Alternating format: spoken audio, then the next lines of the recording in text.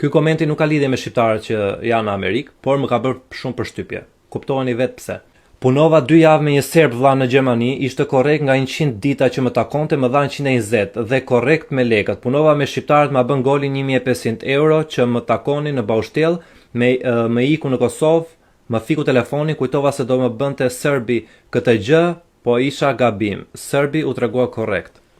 Më vjen realisht shumë keq dhe nuk di se çfarë komenti t'i jap. Po ka plot raste të tilla si në Amerikë, në Europë, kudo ku ka emigrantë shqiptar. Ky është një lloj realiteti që ekziston midis shqiptarëve. Thjesht duhet të jesh vigjilent dhe ta njohësh personin se me kë ke të bësh. Jo gjithmonë duhet të pranosh çdo gjë nga nevoja që ke.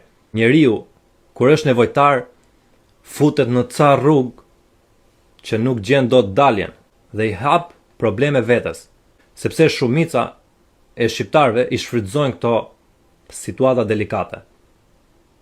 Që në moment që e shikojnë që je në vështirësi, mundohen të të marrin, të shfrytëzojnë në emër të ndihmës, sepse thon po të ndihmojnë. Por do të jesh shumë i zgjuar që ti kapësh këto lloj rastesh dhe mos të bëhesh pjesë e këtyre personave, mos të bëhesh pjesë e këtyre situatave.